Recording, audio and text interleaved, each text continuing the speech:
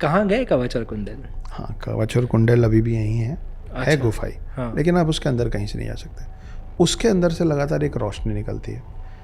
अब जब आप उसके अंदर कहीं से नहीं जा सकते तो वहाँ सूरज की रोशनी भी अंदर नहीं पहुँच पाती, मगर उसके अंदर से रोशनी बाहर आती है। तो माना जाता है कि ये मान्यताएं हैं कि कर्ण का कवच और कुंडल वहाँ रखा हुआ है। तो जब उसको लेके इंद्र जा रहे थे तो रथ का पहिया एक श्राप के तले फंस गया था इस जगह पे, जो अब तो वहाँ पे एक गुफा तैयार की गई और वहाँ छुपा दिया गया। अच्छा। छुपाने का, क्योंकि उसको इंद्र, वो कवच और कुंडल इतना शक्तिशाली था कि उसको इंद्र भी ऊपर नहीं लेके जा पा रहे थे। मतलब वो रथ पे इतना वजनी पड़ रहा था कि रथ का पहिया फंस गया था। तो मजबूरी हो गई थी कि इसको हटाऊंगा तो रथ का पहिया निकलेगा। तो वो आज भी गुफा के अंदर कहीं छुपा फंसा हुआ है। Lifestyle, entertainment, and everything in between. This is the Pinkvilla Podcast. Akshay Gupta ji, welcome to the Pinkvilla podcast. Thank you Vinash, thank you so much. Mahabharata एक टॉपिक है जो बहुत लोगों से करीब है, थोड़ा उसको और डिटेल में समझते हैं। एक्चुअली मेरे लिए महाभारत में दो बहुत फैसिनेटिंग सब्जेक्ट्स है, एक है कर्ण और दूसरा है अश्वत्थामा। दोनों ही एक पावर के साथ जन्मे थे। अश्वत्थामा के सिर पे मणि था और कर्ण के ऊपर कवच और कुंडल थे। पहले तो मैं साइंटिफिकली समझना चाहता हूँ, क्योंकि आज के ज़माने में शायद लोगों को लगे कि ये कैसे हो सकता है। How can you be born with metals on yourself? Well, you can't see everything and anything which is written in our Hindu ancient scriptures. उसका ये नहीं मतलब होता है कि उसको अपने को सब चीज़ों को लिटरली लेना है। हमारे जो 5 सेंसेस हैं विनाश, उसमें एक कान है। हमारा असल इतिहास 20 लाख साल पुराना है और ज़्यादा पुराना है, पर मैं 20 लाख इसलिए बोल रहा हूँ क्योंकि जो ओल्डेस्ट ह्यूमन फॉसिल्स मिले हैं वो मिले हैं साउथ अफ्रीका में, और वो मिले 20 लाख साल पुराने। दिस ये प्रमाणित है जी। मैं मन से कुछ नहीं कह रहा हूँ। अब आप सोचिए कि आप चीज़ों को जो डॉक्यूमेंट कर रहे हैं वो सिर्फ 5000 साल पहले से कर रहे हैं।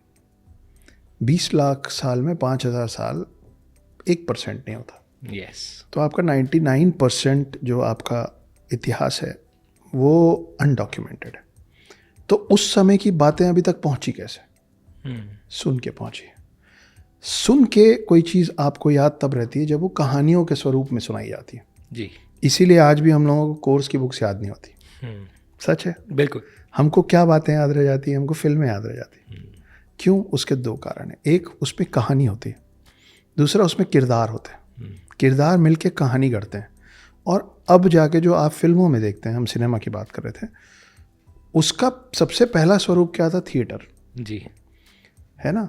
तो आज से ये जो रामलीला आज भी छोटे छोटे गाँव में होती है और साल भर होती है।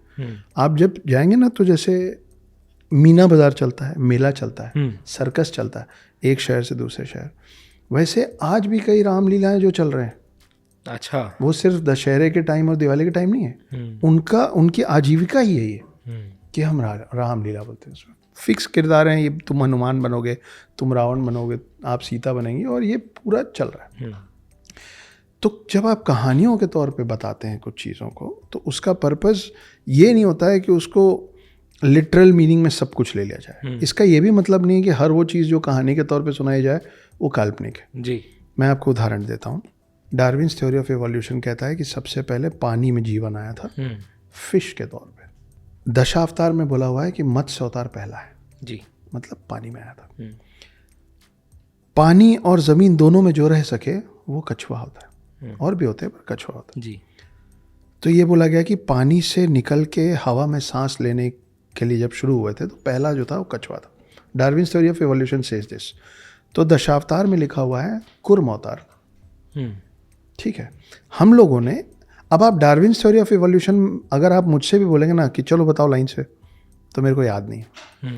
पर आप बोलेंगे दशावतार बताओ तो मैं बता दूंगा, क्योंकि दशावतार के जो 10 में से 9 अवतार है ना, उनकी कहानियां मुझे याद है। अच्छा। तो उसका पर्पस क्या है वो मैं आपको समझाने की कोशिश कर रहा हूँ कि मत्स्य अवतार पहला है जी, कि पानी से जीवन शुरू हुआ, हवा में सांस, पानी के बाहर सांस लेने की जो पद्धति लाया वो लाया कुर्म अवतार। बहुत सिंपल सी कहानी है। और इसी कहानी का जो वेस्टर्नाइज्ड वो है आर्क ऑफ नोआ। अच्छा। कि एक मछली आई, उसने बोला प्रलय आने वाला है, तुम एक शिप बनाओ, ship of thesis, arc of नोआ। तो उसने बनाया, फिर उसने हर जानवर के जोड़े को रखा, अपने लोगों को रखा, और फिर एक मछली ने उस नाव को, बहुत बड़ी विशाल मछली ने उस नाव को खींच के दूसरे आइलैंड तक वो लेके गई। करेक्ट। ये सबसे पहले आपके पूर्वजों ने कहानी बनाई थी, उसी का नाट्य रूपांतर वो बना। कुर्म अवतार की कहानी है कि जब सागर मंथन हो रहा था तो कुर्म अवतार विष्णु जी बने और वो नीचे लगे क्योंकि पर्वत जो है धंस जा रहा था। ठीक है, तो वहाँ कुर्म अवतार हुआ।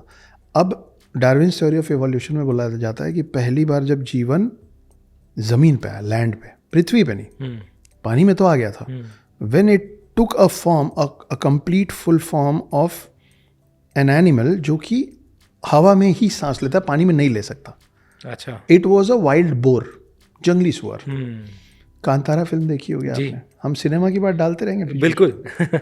तो कांतारा में जिस भगवान के आसपास पूरी, जिस अवतार के आसपास पूरी बात है, हाँ, वो कहाँ से निकले? वो वराह अवतार से निकले। अच्छा। वराह अवतार कौन है?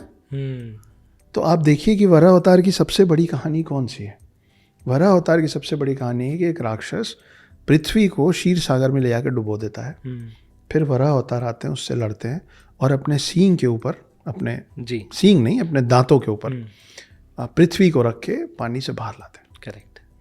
That is the metaphoric description that life came to land. कौन लाया लैंड पे जीवन? वराह अवतार। वराह अवतार कौन है? Wild boar. आप तेजी से, अब मैं आगे बढ़ता हूँ, नहीं तो बहुत लंबी हो जाएगी बात। ये सारे विष्णु जी के अवतार हैं। ये सारी विष्णु जी के अवतार हैं। फिर आप देखिए नरसिम्हा अवतार। तो जब इंसान बन गए जीवन दुनिया में, इसका दोनों डिपिक्शन है कि भाई वाइल्ड बोर से जब बाकी जानवर बने तो शेर भी बना, लेकिन वो नरसिम्हा अवतार का नीचे का शरीर इंसान का है और चेहरा शेर का इसलिए है क्योंकि जब इंसान पहली बार बने तो वो कार्निवोरस थे। उनको कल्टीवेशन नहीं आता था, उनको आग जलाना नहीं आता था। वो क्या खाते थे? वो शिकार करके खाते थे। तो नरसिम्हा अवतार हुआ है। आप और आगे बढ़ते हैं, आप सोचिए कि आपके हर भगवान के, हर देवी देवता के हाथ में अस्त्र और शस्त्र हैं जी। बलराम आते हैं, दशावतार में नहीं आते हैं क्योंकि हमारे हिसाब से कल्टीवेशन इतना बड़ा एक इंसिडेंट नहीं है हमारे इतिहास का कि जिसमें डिपिक्शन करके एक दशावतार को एक जगह दे दी जाए जी। लेकिन बलराम थे कृष्ण के भाई। बलराम अपने समय के सबसे बड़े गदाधर थे जी। ठीक है, अगर आप महाभारत देखे हैं या पढ़े हैं तो जो दो सबसे बड़े गदाधर माने गए हैं वो हैं भीम और दुर्योधन जी। भीम और दुर्योधन दोनों के गुरु कौन रहे? गदा के बलराम जी। हाँ। तो अगर आप बलराम की तस्वीर देखते हैं कहीं भी तो बलराम के हाथ में क्या होना चाहिए? गदा। पर है क्या? हल। ओह अच्छा। उनको हल दे रखा है हाथ में। औजारों की कमी पड़ गई थी कि आपने उनको हल दे दिया। वो that is the metaphoric description कि बाय दैट टाइम हम कल्टीवेशन सीख गए थे। तो वो पूरा इस तरीके से चला है। लेकिन आपको डार्विन्स थ्योरी ऑफ इवोल्यूशन बोला जाएगा।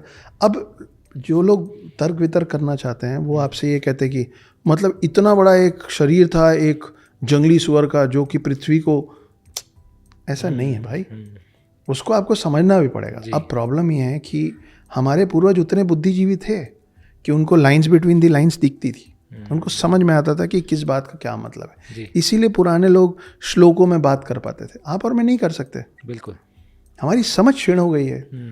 हमसे भी ज़्यादा जिन लोगों की क्षीण हो गई वो इस तरीके की बातों पे सवाल उठा लेते हैं। ठीक है, आ जाएगी बुद्धि समय के साथ। जी, ये कहानी हम सबको पता है कि जब महाभारत चल रहा था तब इंद्र जी गए और कवच और कुंडल लेकर आए कर्ण के पास। फिर ये एक मिस्ट्री वाला सवाल तो है ही। अरे हाँ, आपके सवाल का जवाब तो रह गया। करेक्ट, ये मिस्ट्री का सवाल तो है ही कि कहाँ गए कवच और कुंडल। हाँ, कवच और कुंडल अभी भी यहीं हैं। हाँ, मैं अंबिकापुर नाम के एक कस्बे में पैदा हुआ हूँ, छत्तीसगढ़ में, डिस्ट्रिक्ट सरगुजा। छत्तीसगढ़ में एक गांव है जिसका नाम है बीजापुर।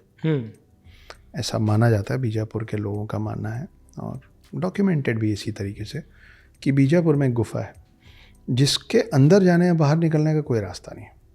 अच्छा, है गुफा ही। हाँ। लेकिन आप उसके अंदर कहीं से नहीं जा सकते। उसके अंदर से लगातार एक रोशनी निकलती है।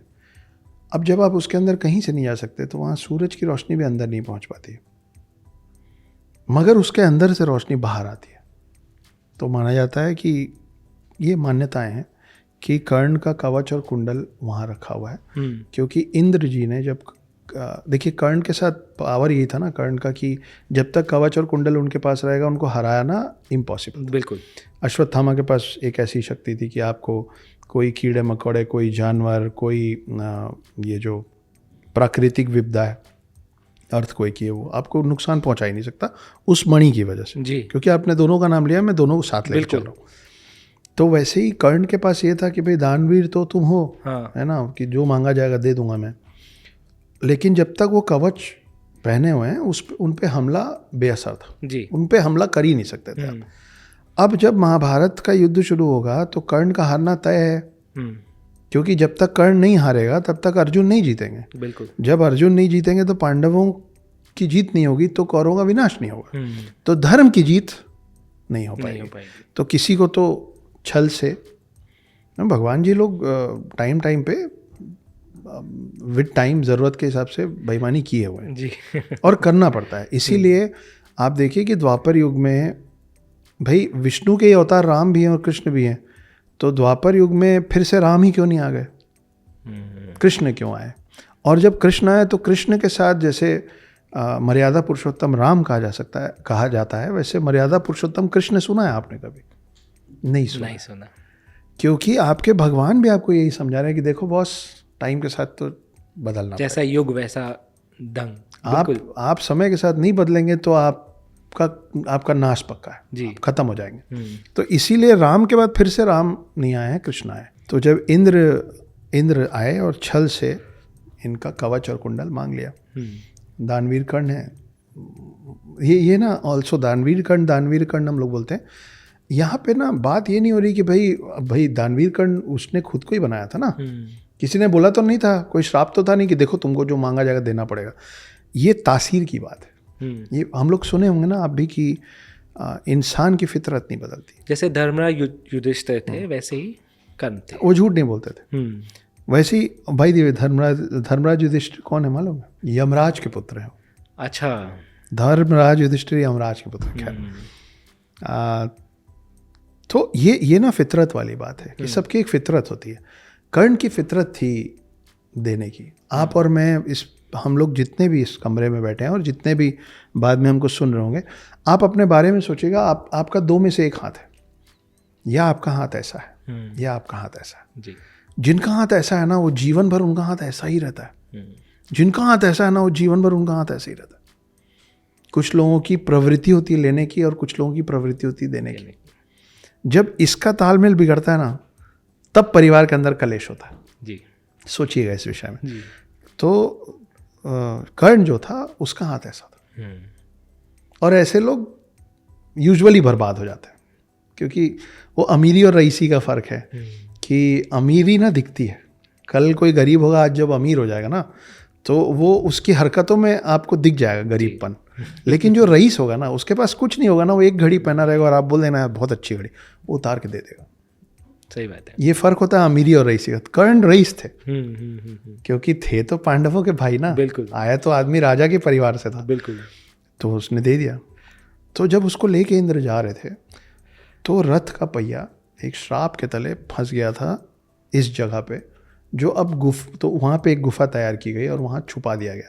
अच्छा। छुपाने का, क्योंकि उसको इंद्र, वो कवच और कुंडल इतना शक्तिशाली था कि उसको इंद्र भी ऊपर नहीं लेके जा पा रहे थे। मतलब वो रथ पे इतना वजनी पड़ रहा था कि रथ का पहिया फंस गया था। तो मजबूरी हो गई थी कि इसको हटाऊंगा तो रथ का पहिया निकलेगा। तो वो आज भी बीजापुर नाम की जगह में इस गुफा के अंदर कहीं छुपा फंसा हुआ है, ऐसा माना जाता है। क्या ये कारण है कि ये सारे जो अस्त्र है, ये जो वेपन्स है, वो अभी भी यहाँ पर है क्योंकि शायद जब कल की अवतार आएंगे तब इनका वापर फिर से हो सकता है? ये तो कल की अवतार बता पाएंगे कि वो क्या क्या चीज़ यूज़ करेंगे। और सारे अस्त्र शस्त्र यही हैं जी। अच्छा, हाँ, सारे अस्त्र शस्त्र यही हैं। उसका कारण ये भी है, मैं भगवानों के अस्त्र शस्त्र की बात नहीं कर रहा हूँ। हाँ। मैं उन अस्त्र शस्त्र की बात कर रहा हूँ जो भगवानों ने किसी भी रूप में इंसानों को दिया था जी। त्रिशूल कभी शिव जी ने किसी को दिया नहीं, सुदर्शन चक्र विष्णु जी ने कभी किसी को दिया नहीं जी। वो यहाँ नहीं है। हाँ। लेकिन बाकी सारी जो चीज़ें हैं वो यही हैं। इसीलिए बोला जाता है कि आपका अच्छा बुरा सब यहीं रहेगा। हम लोग अध्यात्म के तौर पे और स्पिरिचुअलिटी में इतने वीक हो गए हैं कि उन अस्त्रों शस्त्रों को जगाने की क्षमता हमारे अंदर नहीं बची। We can not invoke it any more. है यही, वो मंत्रों में। ब्रह्मास्त्र भी यही है। बिल्कुल है, ब्रह्मास्त्र भी यही है। ब्रह्मास्त्र वैसा नहीं दिखता है जैसा फिल्मों में दिखाया गया जी। है। और ब्रह्मास्त्र का कोई शेप साइज नहीं है। हम लोगों ने हमेशा देखा है कि ब्रह्मास्त्र या कोई भी बड़ा अस्त्र जो तीरों में दिखाया गया है। हाँ। पर असल में कोई भी अस्त्र तीर में ही आएगा या तलवार में ही आएगा, ऐसा कुछ क्राइटेरिया सेट नहीं है। वो एक मंत्र है, आप में उस क्षमता होनी चाहिए उस मंत्र को किसी भी चीज़ में डाल देने का। मतलब ये लिखा हुआ है हमारे पुराणों में कि एक घास के तिनके पे भी एक अस्त्र उतारा जा सकता है। पर वो तीरों में हमेशा इसलिए दिखाया गया है क्योंकि जब युद्ध होता है तो आप दो लोग एक दूसरे से दूरी बना के लड़ते हैं, तो इसलिए तीर में सबसे ज़्यादा ये सब अस्त्र शस्त्र दिखाए गए। नहीं तो वो मेटाफोरिक नहीं है, आप कुल मिला के आप उसको किसी भी चीज़ में उतार सकते हैं। आपने दूसरी कहानी में देखा होगा ना कि दानव भी और देवता भी आंख बंद करते थे और कुछ मंत्र पढ़ते थे और हाथ में एक, करेक्ट, वो कहाँ से आता था? जी, वो मंत्र से आता था। तो वो मंत्र को समझने और उसको अपने अंदर इन्वोक करने की जो क्षमता है वो अब के मानवों में नहीं है, इसलिए आप और मैं अस्त्र शस्त्र का वो नहीं कर पाते। जी। हिंदुत्व और सनातन में क्या फ़र्क है? आप हिंदू हो ना हो, आप सनातनी ज़रूर है। थोड़ा और क्योंकि समझाइए। बताता हूँ, क्योंकि सनातन जो है ना वो it is the way of life. Okay. आप हिंदू हैं तो आप चुन सकते हैं कि मैं वैष्णव हूँ, कि मैं शैव हूँ, मैं शिव जी की पूजा करूँगा, कि मैं विष्णु जी की पूजा करूँगा, कि मैं पूजा नहीं करूँगा, कि मैं मूर्ति की पूजा करूँगा, कि मैं बिना मूर्ति के पूजा करूँगा, हाँ, कि मैं आस्तिक हूँ, कि मैं नास्तिक हूँ। आप इनमें से कुछ भी है ना, आप सनातनी तो हैं, बिकॉज सनातनी is a way of life. अगर आप क्रिश्चियन हैं, मुस्लिम हैं, कोई भी हैं, आज आप कोई भी चिन्ह पहनते हो, अगर आप घर में कभी कभी खाना हाथ से खा लेते हैं ना, तो आप सनातनी हैं। अगर आप आते जाते किसी को भी हाथ जोड़ लेते हैं तो आप सनातनी हैं। इस तरीके की चीज़ें और अनगिनत ऐसी चीज़ें हैं जो आप, वो सनातनी इज़ अ कल्चर। अच्छा। सनातन जो है वो देवभूमि भारत की मिट्टी में है। अगर आप यहाँ पैदा हुए हैं, यहाँ का अन्न खा रहे हैं, तो आप सनातनी हैं, आप हिंदू हो ना हो। हिंदुत्व होना, हिंदू होना एक रिलीजन है। जी। आप बोल सकते हैं कि हाँ भाई मैं इनको मानता हूँ, इनको नहीं मानता हूँ, इनको ऐसे मानता हूँ, उनको ऐसे नहीं मानता हूँ, मेरे लिए शिव बड़े हैं, मेरे लिए विष्णु बड़े हैं, ये सारी चीज़ें हो सकती हैं। जी। लेकिन आप इनमें से कुछ भी होंगे तो आप सनातनी तो होंगे। सना हुआ है, सबके तन में सना हुआ है। मैं यही पूछ रहा था, सनातन का मतलब क्या होता है? बस यही है कि जिसके तन मन में सना हुआ है ये सब, हम नहीं बदल सकते आप। जी। अभी आप देखिए कहीं सिख धर्म में पैर छूना थोड़ी ना लिखा है, लेकिन पेरीपोना वर्ड है ना। करेक्ट। पहले वो पेरीपोना था, वो कई जेनजीज हो गए पीपी कर दिया उसको। पहले पूरा झुकते थे। अभी मैं देख रहा था कोई एक नया सीरीज आया, उसमें अनुराग कश्यप साहब विलन बने, उनका कोई गुर्गा है जी, बैड कॉप करके मूवी आई है। हाँ, तो उसमें वो झुकता है ऐसे थोड़ा सा, तो बोलते हैं बहुत गहरा है, तो बोलता है क्या, बोले पैर है मेरा, कुआं नहीं है, पूरा झुक, ठीक से पैर छू। सही बोल रहे हो, है ना। तो वो या मत छुओ या ठीक से छुओ, बात करेक्ट। पैर छूना क्यों ज़रूरी है और क्या मान्यता है इसके पीछे, अगर आप समझा सकते हैं? और मैं हमेशा बोलता हूँ कि बिना किसी को जाने पैर मत छूइए। कोई भी हो आप, चाचा हो, काका, ये बात कईयों को नहीं अच्छी लगेगी, पर जो सही है वो सही रहेगा, अच्छी लगे। अगर 100 लोग गलत चीज़ साथ में चीखेंगे तो वो सही नहीं हो जाएगी, और एक आदमी सही बात बोलेगा अकेले तो वो गलत नहीं हो जाएगी। जी। पैर छूना सिर्फ एक कल्चर का हिस्सा नहीं है। जब आप पैर छूते हैं तो आपके फिंगर टिप्स किसी इंसान के शरीर के आखिरी हिस्से को छूते हैं। वो हिस्सा डायरेक्टली ग्राउंड से जुड़ा रहता था पहले, जब लोग नंगे पैर चलते थे। जी। अब मैं आपको सेम उदाहरण दे रहा हूँ क्योंकि वही अभी मेरे दिमाग में ऑर्गेनिकली आ रहा है कि अगर आपके हाथ में पानी का ग्लास है, नीचे पूरा पानी साफ़ है, या मान लीजिए फिटकरी डाल दिया आपने पानी में, तो पूरा मैल जो पूरा गंदा वो ऊपर आ गया। जी। ठीक है, नीचे का पानी साफ़ है, तो आप पहले एक लेयर को हटाएंगे तब पानी साफ़ होगा। अगर आप बोलेंगे नीचे का पानी तो साफ़ है और सीधे मुंह से लगाएंगे तो सबसे पहले आपके मुंह में जाएगी गंदगी। जी। है ना। तो वो ग्राउंड से हर इंसान का शरीर जो जुड़ा हुआ है वो पाँव से जुड़ा हुआ है। वो कहाँ से चल के आ रहा है, इसीलिए आज भी कई लोगों के घर में बोला जाता है जूते चप्पल बाहर उतारो जी। कई लोगों के घर में ये माना जाता है कि घर में घुसने के पहले बाहर लोटे से पैर में पानी डालो, पैर दो, फिर हाथ पैर घर के अंदर लाओ, है ना, क्योंकि आपके पैर के साथ बहुत कुछ आता है। जब तक आपको ये ना पता हो कि आप जिस व्यक्ति का पैर छू रहे हो उसका आचरण कैसा है, उसका कैरेक्टर कैसा है, आप अपने फिंगर टिप्स की अलग एनर्जी होती है, फीट की एक अलग एनर्जी होती है। कोई कारण है कि लक्ष्मी जी विष्णु जी के का पाँव क्यों दबा रही, ठीक है, क्या कारण है? विष्णु जी के पाँव में लक्ष्मी का वास है, क्योंकि जो धन धान्य चाहिए आपको, तो आपको विष्णु जी के पैर की पूजा करनी पड़ती है। अच्छा, ये सब मतलब ये साइंटिफिकली भी चीज़ें कनेक्टेड हैं। तो जब आप किसी का पाँव छूते हो तो उसका एनर्जी आपके शरीर में जाता है। अच्छा, आप 4 उंगली से या पूरे हाथ से किसी के पैर के ऊपर का वो छूते हो, करेक्ट तरीका तो यही ना, पीपी की बात नहीं कर रहा करेक्ट। तो आप पूरा ऐसे छूते हो। हाँ। फिर आप इस हाथ का क्या करते हो, कहाँ लगाते हो? सबसे पहले आप उसके पैर की जगह अपने सर को दे रहे हो, आपको पता ही नहीं है उसका आचरण कैसा है। तो ये जो घरों में सिखा दिया गया है, ठीक है, हमारे भी माता पिता को उनके माता पिता ने सिखा दिया, हम क्यों पूछना छोड़ दिया ना, हम लोगों ने, हमने क्यों पूछना छोड़ दिया। मेरे घर में सिखा, बेटा अंकल है पैर चलो, अरे चाचा बोलो तो एक बार सोचे भी अंकल क्या होता है? अगर वो सच में UNCLE अंकल है और वो वहाँ से आया तो उसको तो मालूम ही नहीं कि पैर छूने का औचित्य क्या है जी। तो हमको बचपन से ऐसे सिखा दिया गया, इनका पाँव छुओ, उनका पाँव छुओ, सबका पाँव छुओ।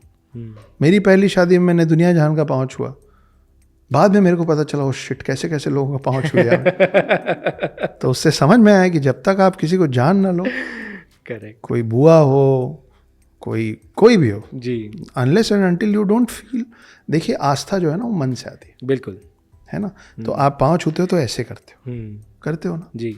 तो एक आप उनको अपने दिमाग में स्थान दे रहे हो, दूसरा आप उनको अपने दिल में स्थान दे हृदय में स्थान दे रहे हैं। आपको पहले ये समझना पड़ेगा कि वो जिसका पाँव छू के आप उसको दिल और दिमाग में स्थान दे रहे हो उस लायक है कि नहीं जी। ये आपको समझना पड़ेगा। आप किसका पाँव छू रहे हैं और किसका पाँव नहीं छू रहे हैं वो आपका निर्णय नहीं है जी, वो सामने वाले का निर्णय है कि क्या वो आपकी नज़र में अपने आप को उस लायक बना पा रहा है कि आप उसका पाँव छुएं। वाह, बिल्कुल, आप समझ रहे हैं मैं क्या? बिल्कुल। ये जैसे भगवा है, भगवा एक रंग है जी, आजकल तो बहुत बात है भगवा की। भगवा ना अविनाश 2 रंग मिल के बनता है, एक लाल और एक पीला जी, करेक्ट।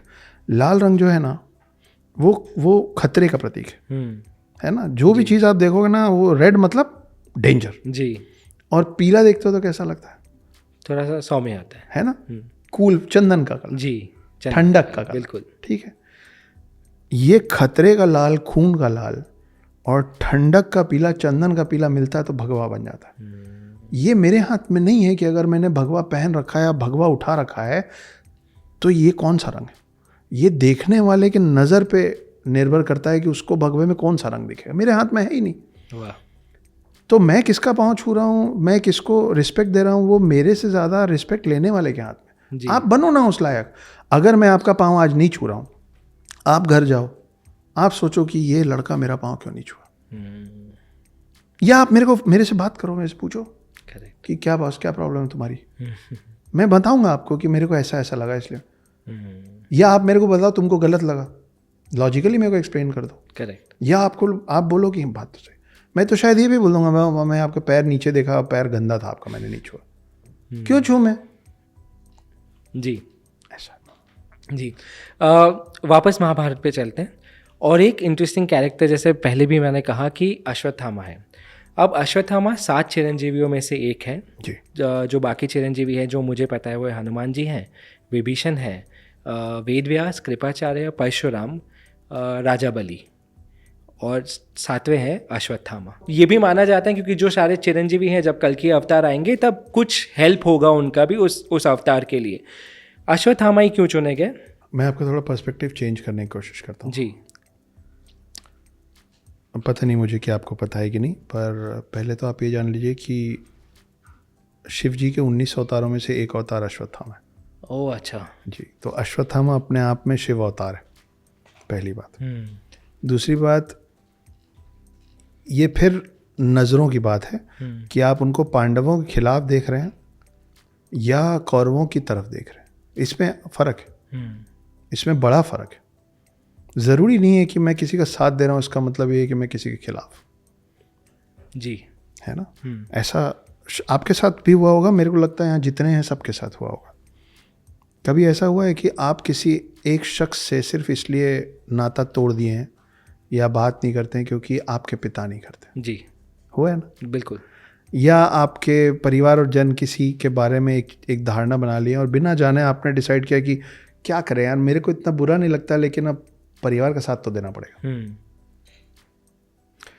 द्रोणाचार्य उनके पिता बंधे हुए थे कुरुवंश के सिंहासन से, जी, वैसे भीष्म पितामह भी बंधे हुए थे। जी, अश्वत्थामा बहुत अच्छे मित्र थे दुर्योधन के, जैसे कर्ण थे, ठीक है, बहुत अच्छे मित्र थे। और गुरु भाई भी थे। गुरु भाई तो वो अर्जुन के भी थे, गुरु भाई तो वो पांडवों के भी थे जी। लेकिन पिता के खिलाफ अगर वो खड़े हो जाते, आज की डेट में अगर वो पांडवों की तरफ से लड़े होते तो भी तो आज आप और मैं यही बोलते होते कि जिस गुरु से पूरी शिक्षा ली और जो पिता भी थे उनके खिलाफ खड़े हो गए। जी। तो आप सोचिए कि उसके बाद आज जो मैसेज जाता सोसाइटी को वो कैसा जाता। जी, ठीक है। तो अश्वत्थामा एक अच्छे पुत्र थे। अश्वत्थामा की उस एक गलती के अलावा, जैसे कई लोग रावण के लिए बोलते हैं रावण ने कोई गलती नहीं की थी, तो विद्वान था, सिर्फ उसने सीता का हरण किया, वही उससे गलत बात है। रावण ने 660 गलतियां की थी। राम का जन्म हुआ था रावण को खत्म करने के लिए, जैसे कृष्ण का जन्म हुआ था सबसे पहले कंस को खत्म करने के लिए। तो हमको ये समझना पड़ेगा कि ऐसा नहीं हुआ होगा ना कि मतलब कंस के लिए तो आकाशवाणी हो गई थी जी, कि 8वां पुत्र आएगा मारेगा, मतलब तुम्हारे पाप का घड़ा भर रहा था। करेक्ट। और रावण को मारने के लिए राम का जन्म हुआ था क्योंकि उसका पाप का घड़ा भर रहा था। जी। तो जिसका आचरण शुरू से गलत होता है ना, वो बहुत सारी गलतियां करता करता करता करता कहीं पहुंचता है। अश्वत्थामा का बैक स्टोरी आप उठा के देखेंगे तो उन्होंने कोई गलती नहीं की थी। वो एक अच्छे मित्र थे, एक अच्छे योद्धा थे, एक अच्छे शिष्य थे, एक अच्छे पुत्र थे। उनका तर्क ये है, हेरा फेरी फिल्म देखी है, सिनेमा पे चलता हेरा फेरी नाम का मतलब क्या है कि चोर के घर चोरी करना चोरी नहीं होती, हेरा फेरी कहलाती जी। तो ये माना गया है कि गलत के साथ गलत करना गलत नहीं होता, ठीक है जी। उनका ये मानना था कि जिस तरीके से द्रोणाचार्य का वध किया गया था वो गलत था। अश्वत्थामा के बारे में ये गलत खबर फैलाई गई, अश्वत्थामा हाथों हता, अश्वत्थामा हाथों, बाद में पता चला हाथी मार। लेकिन उसके आड़ में द्रोणाचार्य ने अपने अस्त्र शस्त्र डाल दिए थे।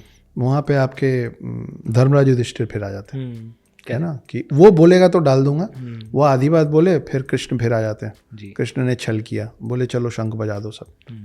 इसीलिए आज भी मतलब मेरे साथ तो जीवन भर ही हुआ है,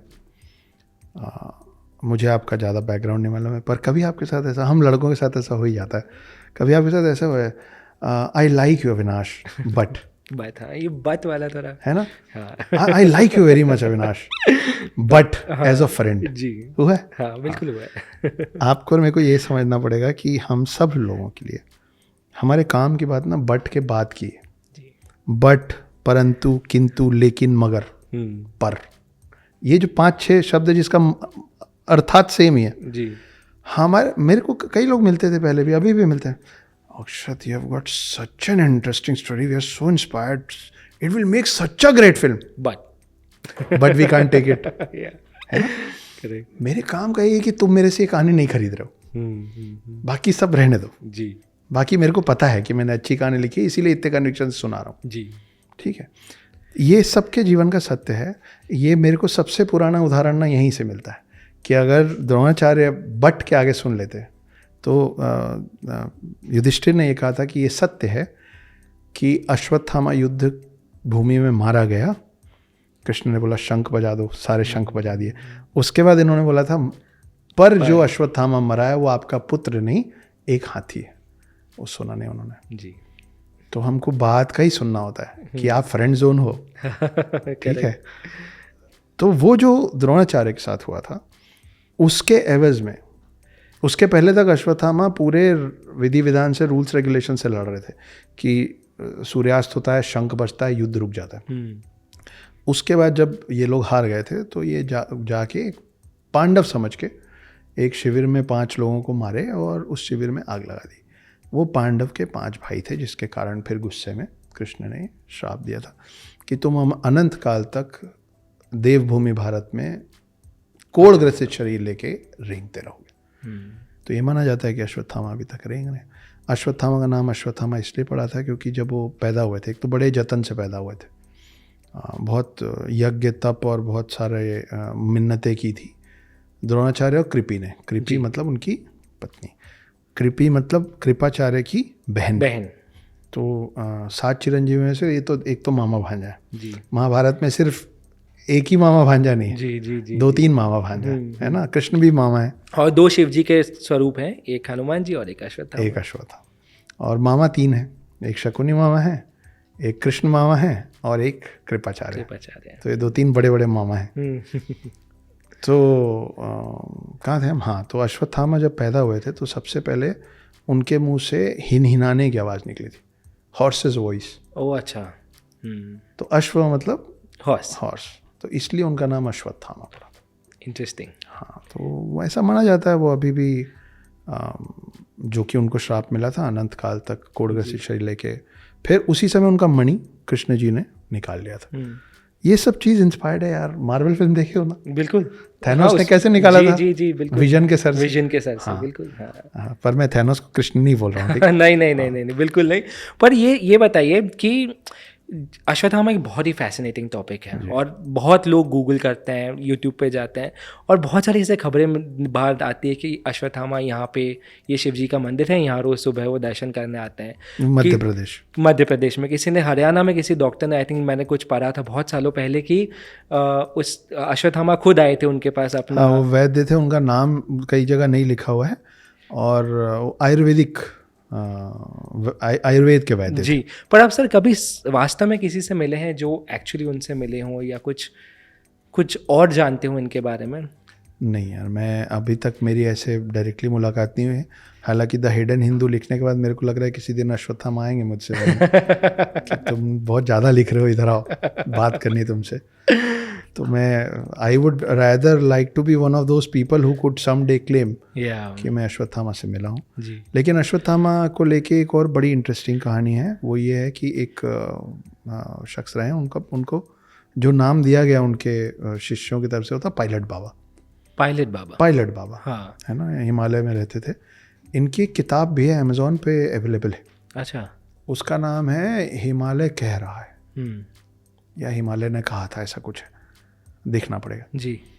उसमें उन्होंने ये वर्णन किया है कि जब वो हिमालय पे थे तो वो एक समुदाय से मिले। उस समुदाय को का जो लीडर था उसके यहाँ से लगातार मवाद बहता रहता था और उसको सब लोग बहुत मानते थे। उसके सुपरविजन में सब लोग बहुत खुश थे और वो सब के सब शिव के, मतलब वो पूरा समुदाय जो था वो शिव का भक्त था जी। और पायलट बाबा जब मिले तो पायलट बाबा ने सीधे सीधे उनसे पूछा और उसका जवाब उन्होंने नहीं दिया। तो अगर आप बोलेंगे कि अक्षत, क्या तुम्हारा नाम मनीष है? तो मैं बोलूँगा नहीं मेरा नाम अक्षत है। तो उन्होंने ये भी नहीं बोला कि नहीं मैं वो नहीं हूँ, ना उन्होंने ये बोला कि हाँ मैं वो हूँ। एक और बड़ा अच्छा विवरण मिलता है पृथ्वीराज चौहान के समय का, अच्छा, अश्वत्थामा से रिलेटेड, कि जब पृथ्वीराज चौहान बहुत सारे युद्ध हारने के बाद, नहीं बहुत सारे युद्ध हराने के बाद, एक युद्ध हारने के बाद जंगल में भटक रहे थे। तो माना जाता है कि पृथ्वीराज चौहान को बहुत अच्छी समझ थी ये औषधियों की, अच्छा, जंगल के औषधियों की। तो उनको भी अश्वत्थामा मिले थे और उनसे भी मदद मांगी थी कि इसका कुछ करो। ये भी डॉक्यूमेंटेड है कहीं पे कि पृथ्वीराज चौहान ने उनको कुछ औषधियाँ बताई और उनको ये समझ में आया कि वो जो इंसान था जो मदद मांग रहा था उसको बहुत सारी और ज़्यादा औषधियों के बारे में मालूम था जितना पृथ्वीराज चौहान को मालूम था। उसके बावजूद वो मदद मांग रहे थे कि इतना तो मेरे को पता है, इसके आगे कुछ है तो बताओ। मैं कभी कभी सोचता हूँ कि ये मतलब कब तक युग चलेगा और ये जो 7 चिरंजीवी हैं ये एग्जैक्टली क्या रोल प्ले करेंगे, क्योंकि कुछ अपनी अपनी तकलीफ़ों से अभी भी गुजर ही रहे हैं जैसे अश्वत्थामा। मुझे लगता है कि आप इन 7 चिरंजीवियों में से किसी को भी वरदान का नाम दें या श्राप का नाम दें, है तो सबके लिए श्राप ही। जी। आप नहीं चाहेंगे ना कि आप जितने लोगों को जानते हैं वो सब पृथ्वी छोड़ के चले जाएं और आप यहाँ फंसे रहें, है ना। अभी आप कई लोग को जानते होंगे जो बोलते होंगे भाई 60 के बाद अपने को नहीं जीना। हाँ, बस हो गया। आप ऐसे भी लोगों से मिले होंगे जो बोलते होंगे भाई ये लास्ट है, इसके बाद मोक्ष की प्राप्ति हो जाए, आना नहीं पड़े। जी सुना है ना? जी, बहुत हाँ, तो आप सोचिए कि एक इंसान, अब हनुमान तो राम के साथ रहना चाहते हैं, जी। तो उनके लिए तो ये अपने आप में सजा है ना कि मेरे राम चले गए, मेरे को यहाँ छोड़ गए। उनकी बड़ी अलग इंटरेस्टिंग कहानी है। अश्वत्थामा को श्राप है, हाँ परशुराम ने भी सब कुछ ही खोया है, कृपाचार्य के पास भी कुछ नहीं बचा है। तो कुल मिलाकर आप देखेंगे तो सारे खड़े, इसीलिए आप 7 चिरंजीवी बोलते हैं ना, आप ये नहीं बोलते कि 6 वरदान पाए और 1 श्राप पाए। जी जी, एक ही लाइन में खड़ा कर रखा है सब। बिल्कुल। तो है तकलीफ, तो है ही। तकलीफ सबको है। महाभारत के और एक इंटरेस्टिंग टॉपिक है, वो है शकुनी। बहुत सरप्राइजिंग था जब मैंने सुना कि उनको केरला में एक मंदिर है जहाँ उनको पूजा जाता है। हाँ, है ना। क्यों? अच्छा, क्यों? एक कहानी है जिस पे बड़ा विवाद होता है बार बार। हाँ मैं आपको थोड़ा सा मसाला देता हूँ। जी। तो शकुनी गांधार प्रिंस ऑफ गांधार थे ना जी धृतराष्ट्र की पत्नी का नाम गांधारी था। गांधारी प्रिंसेस थी गांधार की, जी। उनका भाई था शकुनी, गांधार का प्रिंस था। तो एक बहुत पुरानी बैक स्टोरी है जो सदगुरु सुनाते हैं, हाँ है ना। आई एम कोटिंग हिम कि भीष्म पितामह जब गांधारी को धृतराष्ट्र के लिए लेने गए थे कि भाई हमने डिसाइड किया, आपने बाहुबली देखी है, सिनेमा पे चलते जी हैं, उसमें कैसे भल्लाल देव के लिए ये शिवगामी भेज देती हैं करेक्ट। कि हमने डिसाइड कर लिया कि तुम बनोगे, पूछा थोड़ी ना गया था। करेक्ट। तो उस समय ये कुरुवंश जो था वो बहुत ज़्यादा स्ट्रांग था और गांधार छोटा सा एक राज्य था, इसीलिए मैंने बाहुबली बोला, आपको एकदम डायरेक्ट कनेक्ट हो जाएगा। तो वहाँ पे बोला गया कि हमने डिसाइड किया कि धृतराष्ट्र की अर्धांगिनी बनेगी आपकी गांधारी बेटी। तो उससे वो लोग बहुत खुश नहीं हुए थे, खास करके प्रिंस ऑफ गांधार मतलब शकुनी बहुत हर्ट था जी। कि होंगे बहुत बड़े राज्य के राजा लेकिन अंधे हैं, ऐसे कैसे डिसाइड कर लिया। लेकिन उनके पिता मान गए। भीष्म पितामह का एक अपना औरा था, वो जो बोल देते थे वो बस पत्थर की लकीरें, बोल दिया ना हो गया, है ना, वो मेरा वचन ही है शासन, है ना। तो उस घबराहट में गांधार नरेश मतलब शकुनी के पिता जी भीष्म पितामह को ये बता नहीं पाए कि गांधारी मांगलिक थी और गांधारी की एक शादी कुत्ते से या बकरे से, ये अलग अलग जगह अलग अलग बातें हैं जी कि कुत्ते से करा दी गई थी, कहीं लिखा गया पेड़ से कराई गई थी, कहीं बोला गया है बकरे से कराई गई थी, क्योंकि मांगलिकों के लिए माना जाता था कि उसका पहला जो रहेगा वो नहीं बचेगा। ये बात भीष्म पितामह को नहीं बताई गई। अच्छा। ये बात जब भीष्म पितामह को बाद में पता चली शादी के बाद, तो भीष्म पितामह को लगा कि चीटर्स हैं ये लोग, मेरे से चीटिंग कर दी इन लोगों ने। तो इन्होंने बोला कि तुम पूरे कुनबे को लेके इधर आओ, हस्तिनापुर आओ, हम आपको अतिथि बना के बुला रहे हैं। आज की डेट में अतिथि का मतलब क्या होता है, आप अविनाश आए अक्षत के घर और अक्षत ने बोला हे अतिथि देव बताइए आप क्या खाएंगे जी, और मैंने ऑर्डर कर दिया। पहले ऐसे नहीं होता था, पहले ऐसा होता था कि आप मेरे यहाँ आए हैं, मैं जो बनाऊंगा आपको खाना पड़ेगा, वो मैं अपनी क्षमता अपने लायकी से बनाऊंगा और आपको वो ग्रहण करना पड़ेगा, आप नहीं बोल सकते जी। आप अतिथि हैं। तो जब ये सारे लोग आ गए, पूरा कुनबा, राजा से लेके और शकुनी और पूरा मामा काका चाचा ताऊ सब आ गए, उन सबको भीष्म पितामह ने जेल में भर दिया, बंदी बना लिया सबको। अच्छा। और रोज उनको एक मुट्ठी चावल देते थे, बोले खा लो। अब एक मुट्ठी चावल में 100 लोग का खाना कैसे? सबके बीच, सबको नहीं, ओवरऑल एक मुट्ठी चावल सबके लिए। हाँ। एक एक करके लोग मरने लग गए। इन सब ने डिसाइड किया कि ऐसे एक एक दो दो दाना खाएंगे तो सब मर जाएंगे जी। एक काम करते हैं, सारा किसी एक को खिलाते हैं, क्योंकि मरना तो तय है। वो किसी एक को खिलाया जाए, वो डिसाइड हुआ शकुनी को खिलाओ, क्योंकि प्रिंस है जी, अगली जनरेशन और अगले राज्य का वो है।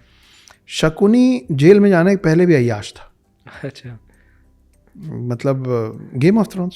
हाँ। तो मदिरा सेवन से लेके सारे शौक थे। एक एक करके सब मरते चले गए, आखिरी में 2 लोग बचे, प्रिंस ऑफ गांधार शकुनी और गांधार नरेश किंग ऑफ गांधार। और किंग ऑफ गांधार जो थे, एक तो बुजुर्ग, ऊपर से बहुत कमज़ोर। तो जब उनको लगा कि अब मैं मरने वाला हूँ, तो उन्होंने शकुनी को बुलाया, मतलब एक ही जगह से, बोले कि मैं तुमको एक गिफ्ट तोहफा देना चाहता हूँ। बोले अब इतने कमज़ोर थे, उठ नहीं पा रहे थे, बोले इधर आओ, आओ मेरे सामने खड़े हो जाओ। खड़े हो गए, जितनी शक्ति बची थी पूरी शक्ति से उन्होंने शकुनी के घुटने पे लात मारी। अच्छा, और उसका घुटना तोड़ दिया। इसलिए लिम्प करते हैं। तो शकुनी बिल्कुल दर्द से करा, बोला मैं आपका बेटा हूँ, ये क्या किया आपने? बोले तुमको जिंदा रखने के लिए ना मेरा पूरा कुनबा मर गया। तुम इतने बड़े अय्याश हो कि यहाँ से बाहर निकलोगे थोड़े दिन में फिर भूल जाओगे कि क्या हुआ है। तुम्हारा घुटना तोड़ दिया गया है, हर कदम पे तुमको याद आना चाहिए कि यहाँ हम लोगों के साथ क्या हुआ है, ताकि तुमको ये याद रहे कि तुमको इस कुरु वंश को बर्बाद करना है। जी। पहले तुम्हारी बहन को गलत तरीके से लिया, फिर तुम्हारा पूरा कुनबा खत्म कर दिया। तो भीष्म पितामह जिस चीज के फेवर में खड़े हैं, तुमको उसके अगेंस्ट खड़े हो जाना है। ठीक है, तो आप महाभारत पढ़ लें, चाहे उठा के देख लें जी। आपको दिखेगा कि हर समय शकुनी क्या कर रहा है ना, वो भीष्म पितामह को समझ में आ रहा था।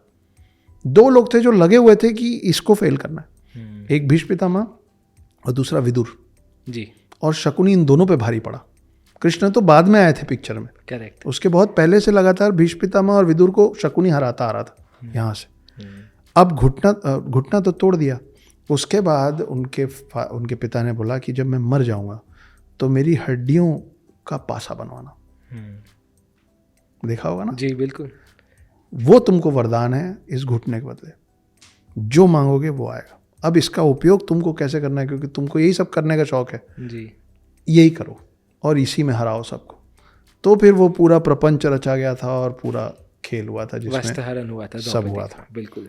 तो ये शकुनी, लेकिन जब ये सब कुछ हो गया फिर युद्ध शुरू हुआ। ये एनेक्डोट स्टोरीज हैं जी, मुझे लगा कि जोड़ दिया जाए। बिल्कुल।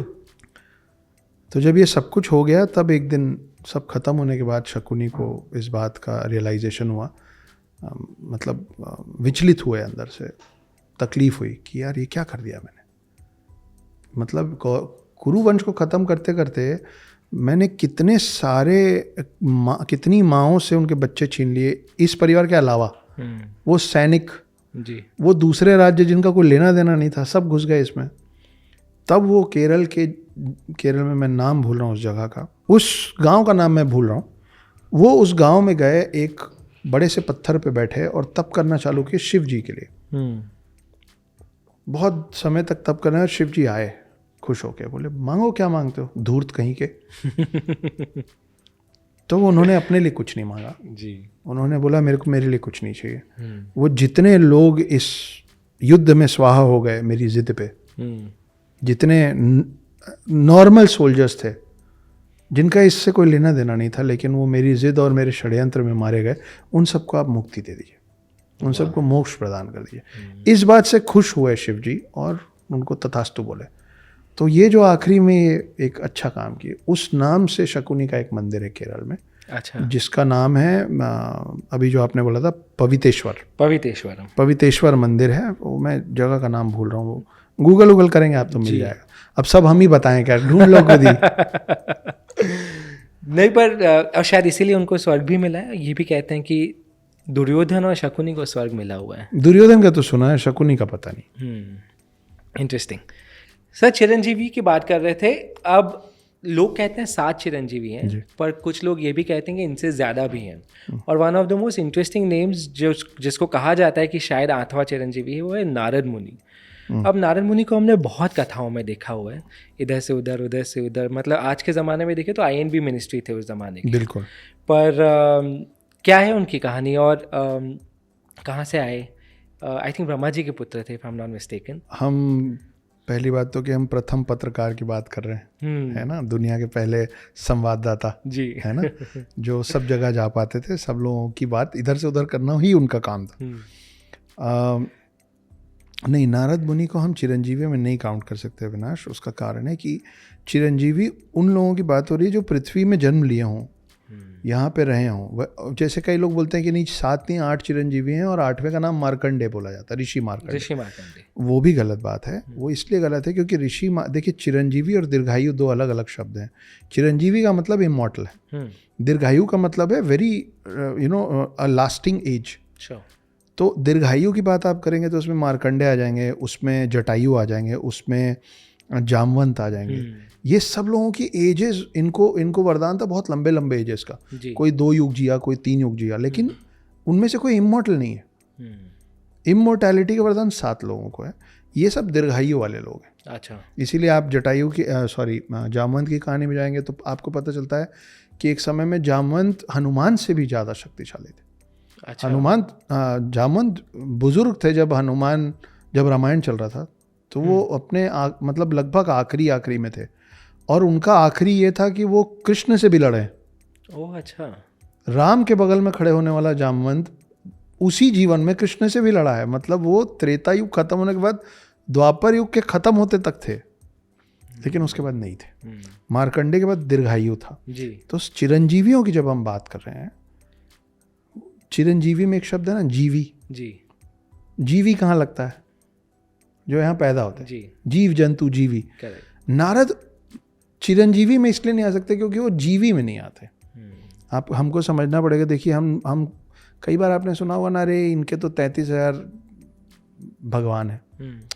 हमारे 33,000 भगवान नहीं है, हमारे भगवान 3 ही हैं, ब्रह्मा विष्णु महेश। हाँ, वो देवी देवता हैं, ठीक है, और वो कोटि है। कोटि मतलब 33 प्रकार। कोटि मतलब करोड़ नहीं होता जी। अभी भगवान और देवों का फर्क क्या होता है, पहले अपन वो समझ लेते, फिर अपन नारद जी पे चलते हैं।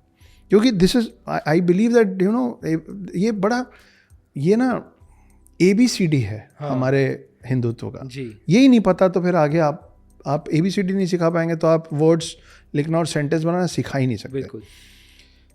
भगवान क्या होता है? भ से भूमि, ग से गगन, व से वायु, व में आ की मात्रा अग्नि और न से नीर। ये फुल फॉर्म है भगवान का।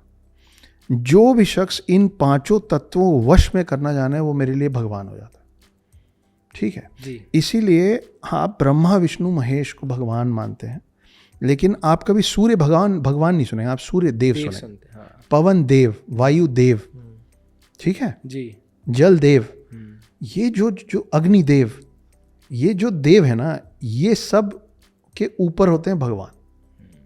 अब आप बोलेंगे कि पर गणेश जी भी तो भगवान है। गणेश जी तो शिव जी के लीनिएज है ना जी, तो मेरा खून तो उसी श्रेणी में गिरेगा। करेक्ट। तो उनकी बात नहीं हो रही, जो प्रथम नाम हो रहा है जी। अब आ जाते हैं नारद मुनि पे। तो नारद मुनि जो हैं वो आपने सही कहा कि ब्रह्मा जी की गोद में उनका वो हुआ था, ब्रह्मा जी की गोद से वो आए थे। और बहुत सारी इंटरेस्टिंग कहानियाँ हैं उनके बारे में। जैसे एक कहानी है कि राजा दक्ष जो थे, सती जी, शिव जी की पत्नी सती जी, उनके पिता का नाम था राजा दक्ष जी, जो भी ब्रह्मा के पुत्र थे, जो भी, हाँ, मतलब मानस पुत्र थे, ब्रह्मा के पुत्र थे। तो उन्होंने एक बार गुस्से में आके नारद मुनि को श्राप दे दिया कि तुम 2 मिनट से ज़्यादा कहीं टिकोगे नहीं। अच्छा। इसीलिए आप देखिए, कहीं भी आप देखें ना, वो आते हैं, अपनी बात रखते हैं, नारायण नारायण बोलते हैं, गायब हो जाते हैं। उनको ये श्राप है कि तुम टिक ही नहीं पाओगे।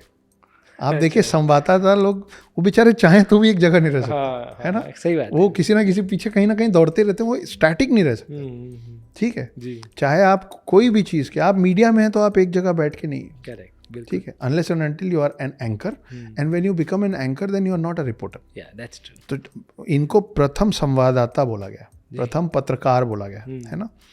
तो ये तो इनके श्राप से जुड़ी हुई बात है। एक और इंटरेस्टिंग बड़ी कहानी है नारद मुनि की, कि नारद मुनि हैं तो ब्रह्मा के पुत्र, लेकिन वो पूजते हैं विष्णु जी को जी, इसीलिए नारायण नारायण नारायण मतलब विष्णु। हाँ। तो वो एक दिन नारायण नारायण करते हुए भ्रमण कर रहे थे और उन्होंने देखा विष्णु जी मुस्कुराते हुए पृथ्वी में किसी को देख रहे। तो वो गए, नारायण नारायण किसको देख रहे हैं आप? तो विष्णु जी बोले, वो मेरा पूरे ब्रह्मांड में मेरा जो सबसे बड़ा भक्त है ना, मैं उसको देख रहा हूँ। तो नारद जी को जलन हो गई, बोले अरे पूरे दिन, मतलब अनंत काल से नारायण नारायण मैं कर रहा हूँ। हाँ। ऐसे कौन है ये? बोले वो नीचे देख रहे हो, वो जो किसान है वो मेरा सबसे बड़ा भक्त। बोले कैसे हो सकता है, वो तो अभी पैदा हुआ है, अभी मर जाएगा, मैं हूँ आपका बड़ा भक्त। बोले नहीं शांत हो जाओ, वो है मेरा बड़ा भक्त। तो बोले मैं कंपटीशन करूँगा, मैं किसी भी मापदंड में, किसी भी उसमें क्राइटेरिया में डालिए, जीत के दिखाऊंगा। हाँ। तो बोले रहने दो, उससे हार जाओगे, वो फर्स्ट है तुम सेकंड हो। बोले नहीं मैं लड़ूंगा। बोले ठीक है, एक काम करो, तेल का एक कटोरा लो, तेल ऊपर तक भरो, पृथ्वी के 3 चक्कर लगा के आओ। बोले बस तेल का कटोरा लिए, तेल ऊपर तक भरे, बोले एक शर्त है, तेल छलकना नहीं चाहिए, एक बूंद नहीं गिरना नारद। बोले नहीं गिरेगा। अब जब आप पानी को यहाँ तक भर लोगे तो उसके छलकने का तो आपको बड़ा बैलेंस बना के चलना पड़ेगा। तो वो पूरे ध्यान से उसको लेके पृथ्वी का 3 चक्कर काटे, तेल गिरने नहीं दिए। वापस आए, बोले मैं जीत गया, तेल का एक भी बूंद नहीं गिरा, 3 चक्कर खत्म। बोले तुम हार गए। विष्णु जी बोले तुम हार गए। बोले ये बताओ, ये 3 चक्कर लेते समय तुमने नारायण नारायण कितनी बार बोला? बोले एक बार भी नहीं। बोले जो किसान है ना, वो अपने पूरे उत्तरदायित्व, अपनी पूरी रिस्पॉन्सिबिलिटीज, अपना पूरा दिनचर्या निभाता है और एक बार मेरा नाम ले लेता है, वाह, वो जीत गया तुमसे। करेक्ट। तो ये कहानी है नारद मुनि की। इससे हम सीखते भी हैं, ये एटलीस्ट मेरी लर्निंग है कि चाहे कितना भी बिजी हो, दिन में थोड़ा समय भगवान के लिए निकालो। हाँ, और एक बार हाथ जोड़ लो तो। हाँ, भगवान ये थोड़ी ना बोलते हैं कि आप 6 घंटे बैठ के पूजा कीजिए। वो जिन लोगों का काम है 6 घंटे पूजा करना, वो करेंगे। आपका कर्म ही आपकी पूजा है। आप कर्म छोड़ के पूजा करेंगे तो भी भगवान गुस्सा हो जाएंगे जी कि तुम अपना काम तो करो यार जी। हैं, सारे पूजा करेंगे तो पृथ्वी कैसे चलेगी? करेक्ट।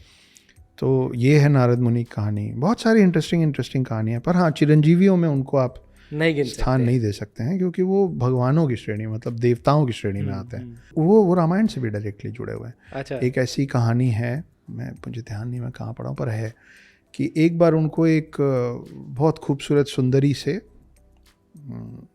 लगाव हो गया और वो शादी करना चाहते थे। तो स्वयंवर चल रहा था, तो किसी और कारण से उस सुंदरी की शादी सिर्फ विष्णु से ही होनी थी। अच्छा। तो विष्णु एक रूप लेके आए और उस सुंदरी से शादी कर लिए। लेकिन नारद करना चाह रहे थे, तो ब्रह्मा जी और विष्णु जी मिलके क्या किए कि नारद को वानर का चेहरा दे दिया कि वो दिखे ही नहीं अच्छे। उस चक्कर में ऐसा हो गया। तब नारद जी ने विष्णु जी को श्राप दिया था कि मैं एक महिला को चाहता था और आपने मुझे उससे दूर किया है, मैं आपको श्राप दे रहा हूँ कि एक ऐसा वक्त आएगा जब आप इंसानी रूप में आएंगे जैसे मैं आया था, और आप जिससे प्रेम कर रहे होंगे आप उससे बिछड़ जाएंगे, और यही वानर चेहरा आपकी मदद करेगा। वाह, और रामायण रची गई। तो ये पहला कहानी का शुरुआत वहाँ से होता है कि नारद। देखिए हम लोगों में ना ये बड़ी अच्छी चीज़ है, जैसे बाकी रिलीजन्स में इतनी लिबर्टी नहीं दी हुई। पुरानी सिनेमा, बच्चन साहब खुश तो बहुत हो गए ना आज तुम। हम लोग जाके अपने भगवान से लड़ लेते, क्योंकि हम लोगों का मानना शुरू से ये रहा है कि हमारे भगवान ऊपर नहीं रहते, हमारे भगवान हमारे बीच में रहते हैं। इसीलिए आप हर चीज़ की पूजा करते हैं। अभी आप और मैं उठेंगे चलते चलते एक दूसरे से टकरा जाएंगे तो जी, क्योंकि हमारा मानना है एक दूसरे में भी भगवान है। बिल्कुल। वॉलेट से एक नोट गिरेगा तो लक्ष्मी जी हैं, तो सर में लगाएंगे। टेबल से पेंसिल गिर जाएगा तो सर में लगाएंगे, सरस्वती जी गिर गई, है ना। हाथी को गणेश जी से जोड़ दिया है, शेर को किसी से जोड़ दिया, गाय को किसी से जोड़ दिया, नंदी को किसी से जोड़ दिया, मोर को किसी से जोड़ दिया, चूहे को किसी से जोड़ दिया जी। तो सब में हमने भगवान डाल रखा है। बिल्कुल, है ना। तो हमारे भगवान हमारे बीच में रहते हैं, और हमारे भगवान इसीलिए रोते भी हैं। आप कहानियाँ उठा के देखिए, शिव रोए हैं जी, विष्णु तो जब जब अवतार लिए तब तब रोए हैं जी, ब्रह्मा भी रोए हैं। आप जाके अपने तकलीफ का इजहार उससे करते हैं जिसके बारे में आपको लगता है कि वो मेरा दुख समझेगा जी। आप उसी से जाके अपनी परेशानी बोलेंगे कि जो उसको झेल चुका हो, कि उसको समझ में आएगा कि मुझ पे क्या बीत रही है, क्योंकि फलाने पे बीती है, ठीक है जी। तो हमारे लिए हमारे भगवानों के साथ ना एक अलग तरीके का तालमेल है कि अगर मैं लड़ रहा हूँ, जैसे मेरे को कई बार, जैसे मैं कहीं बोला शिव, तो कई बार मैसेज में आता है कि शिव क्यों बोल रहे हो, शिव जी बोलो। अच्छा, मेरा संबंध मेरे शिव से कैसा रहेगा वो मैं और शिव डिसाइड करेंगे, आप नहीं करोगे जी। इसीलिए माई फ्रेंड गणेशा कार्टून मस्त चलता है। बिल्कुल, समझ रहे हो ना जी, कि हमको बताया जा रहा है कि भैया डरना नहीं है। We are not God fearing people. Yes, we are God loving people. Absolutely. Brahma, Vishnu और महेश में से पहले कौन आए? ये मेरा मानना है कि ब्रह्मा, विष्णु, महेश से भी पहले शक्ति आई। अच्छा। सबसे पहले। क्यों ऐसा कह रहा हूँ? यहाँ कोई साइंस स्टूडेंट है? एटम 3 चीजें मिलके बनता है, न्यूट्रॉन, प्रोटॉन और इलेक्ट्रॉन। इतना साइंस में सबने पढ़ा है जी। वो जो एटम है ना, जो तीनों मिला के बनता है वो है शक्ति। एटम, ये इलेक्ट्रॉन, न्यूट्रॉन और प्रोटॉन, जी। इनको आप मान लीजिए ब्रह्मा विष्णु महेश। ये तीनों जब एक होते हैं ना तब शक्ति बनती है। शक्ति बनती है। क्रिएटर, डिस्ट्रॉयर, प्रिजर्वर मिल के नेचर बनता है। जी। ठीक है। वैसे ही ये ब्रह्मा विष्णु महेश ये तीनों को मिला के शक्ति बनती है। तो प्रकृति, ये तीनों प्रिजर्वर, क्रिएटर, डिस्ट्रॉयर को मिलकर प्रकृति, ब्रह्मा विष्णु महेश को मिला के शक्ति, और इलेक्ट्रॉन, न्यूट्रॉन और प्रोटॉन को मिला के एटम। तो ये तीनों, और इसके मतलब साक्ष्य भी है कि भाई देखिए इन सब के पास ना अपनी अपनी शक्तियाँ हैं। जी। जैसे शिव जी का जो त्रिशूल है ना, विष्णु जी के पास सुदर्शन चक्र है, और ब्रह्मा जी के पास एक कमंडल है। जी। ऐसा बोल जैसा जो पकड़े रहते हैं, वो कमंडल के अंदर पूरा ब्रह्मांड है। The whole of cosmic energy is inside that कमंडल। आपने कभी किसी तस्वीर में भी नहीं देखा होगा कोई ऐसा क्रीचर या कोई ऐसा फिगर खड़ा हुआ जो इन तीनों को एक साथ हाथ में रखा हो। देखा है? नहीं देखा। महिषासुर को मारने के लिए जब ये तीनों नहीं मार पा रहे थे, ब्रह्मा ऐसे भी लड़ाके हैं नहीं, बाकी दोनों नहीं मार पा रहे थे, तब शक्ति का सृजन हुआ था दुर्गा रूपी। जी। उन्होंने ये तीनों जन ना, ये तीनों औजार को, ये तीनों चीज़ों को एक अकेला शरीर धारण नहीं कर पाता है। That powerful that you can't take all three of it.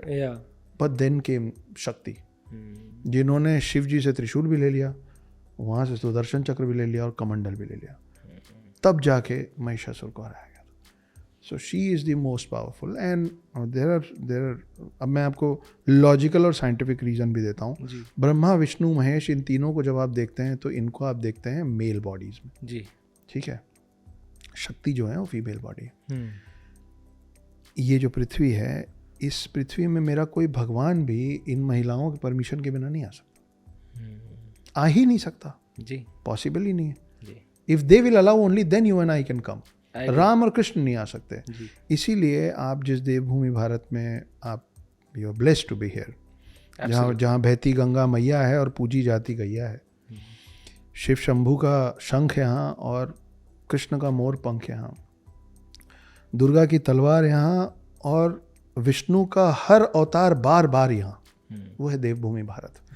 आप देखिए कि आपके जितने भी देवी देवता हैं वो सब, और जितने भी वॉरियर्स भी रहे पुराने, उन सब का नाम, उन सब के नाम के पहले उनकी माँओं का नाम लिया जाता है।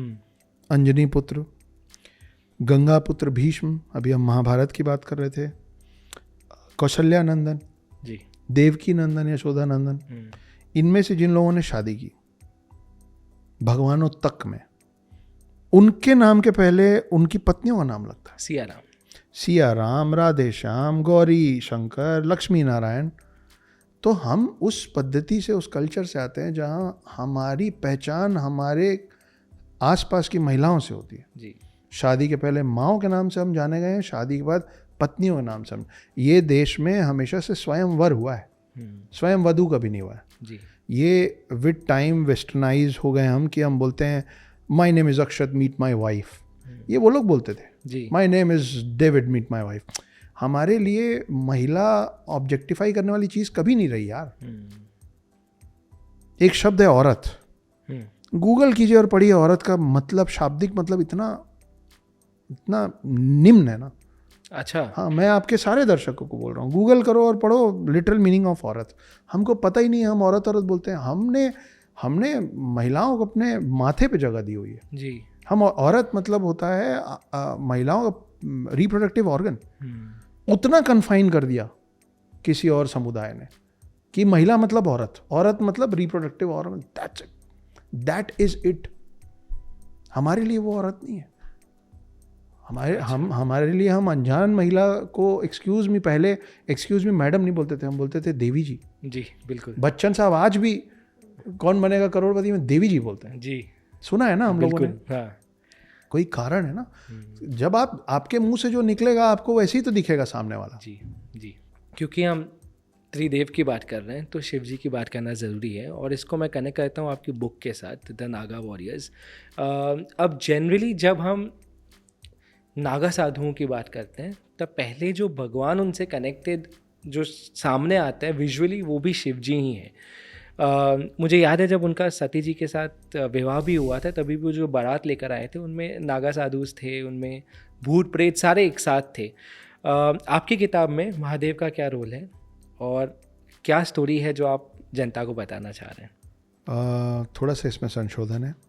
नागा साधु वो जो आपको बारात दिखती है उसमें भूत प्रेत अघोरी हैं, लेकिन नागा साधु नहीं है। अच्छा, नागा साधु और अघोरी अलग है? अलग है। ओके।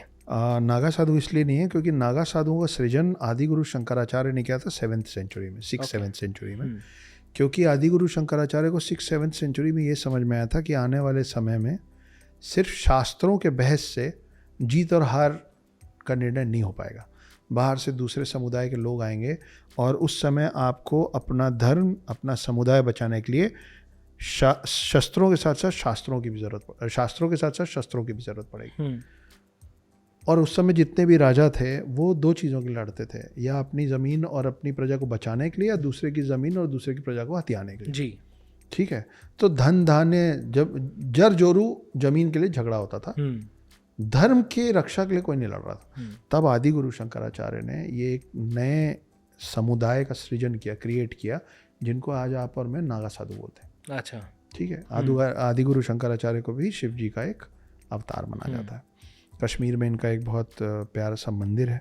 अच्छा, आदि गुरु शंकराचार्य। कोचीन में भी एक मंदिर है। मैं अब जाके दोनों को एक एक करके विजिट करने वाला हूँ, क्योंकि एक पूरा यज्ञ करने वाला हूँ मैं देश भर में।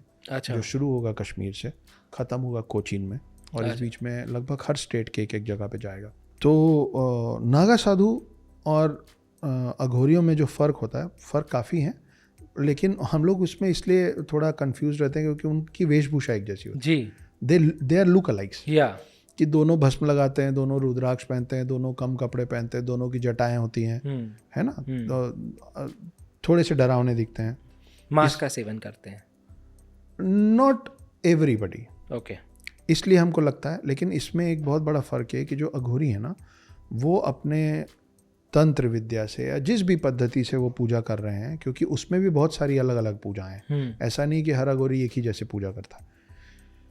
वो अपने अपने पूजा पद्धति से शिव को प्राप्त करने की चेष्टा कर रहे हैं, शिव को प्राप्त करने का प्रयास कर रहे हैं, कोशिश कर रहे हैं। नागा साधु को मानना है कि हमको शिव प्राप्त है, हम शिव की सेना है। अच्छा, क्योंकि शिव की सेना है इसलिए दिमाग में वो तस्वीर देख के लगता है कि शिव की बारात में वो थे। वो नहीं थे। इसकी कहानी कुछ ऐसी है। आपका सवाल ये था ना? जी बिल्कुल। कहानी में ये है यार कि, और ये इंस्पायर्ड बाय ट्रू स्टोरीज है, कि कुछ 100 साल पहले एक अफगानिस्तान से एक चोर आया था। उसका नाम था अहमद शाह अब्दाली। जी, शासक नहीं बोलूँगा, डाकू नहीं बोलूँगा, चोर बोलूँगा। और उसके पास आर्मी थी। तो वो बहुत सारे, ये डॉक्यूमेंटेड भी है कि उसने बहुत सारे अलग अलग जगह के मंदिर को ख़राब किया, तोड़ा, खजाने लूटे, लोगों को मारा। ये करते करते जब वो गोकुल पहुंचा, हम महाभारत की बात करते, घूम फिर के राम और कृष्ण आने ही आने सब जगह, कृष्ण की नगरी गोकुल में जब वो पहुँचे, उसकी पूरी आर्मी पहुंची उसको डिस्ट्रॉय करने के लिए।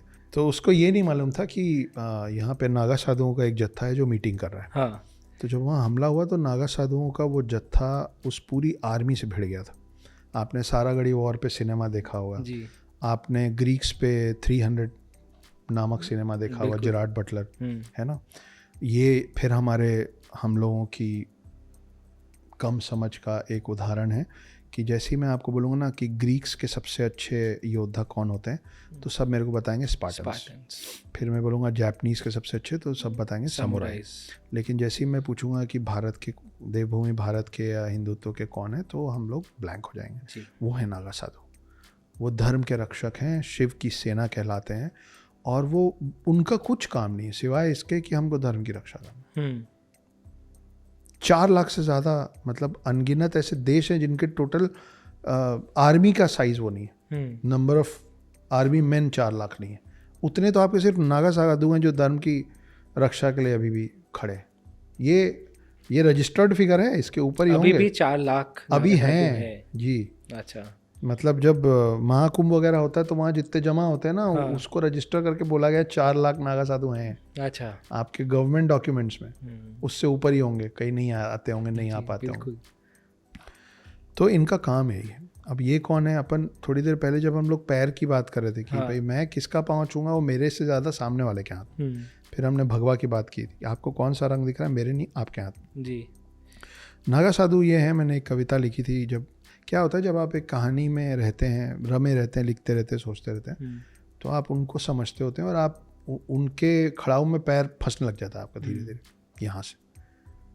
तो नागा साधु ये होते हैं कि तू शांति है, तू युद्ध है, तू नरसिम्हा है, तू बुद्ध है। आप उनसे जैसे मिलेंगे वो आपसे वैसे मिलेंगे। अच्छा। तू शांति है, तू युद्ध है, तू नरसिम्हा है, तू बुद्ध है, तू नमन है, तू प्रहार है, तू जीवन है, तू अंतिम संस्कार है, तू ढाल है, तू तीर की नोक है, तू ब्रह्मांड है, तू तीनों लोक है, तू भिक्षु है, असुरों का भक्षक है, तू भक्त है, धर्म का रक्षक है, तू पुण्य है, तू पाप है, तू वरदान है, तू श्राप है, तू शोर है, तू मौन है, उनको चुनना है कि तू कौन है। वाह। ये होते हैं नागा साधु कि आप तमीज से चलेंगे तो तमीज से चलेंगे। फिर आप डिसाइड कर लीजिए कि भगवा में आपको लाल दिख रहा है कि पीला। वाह।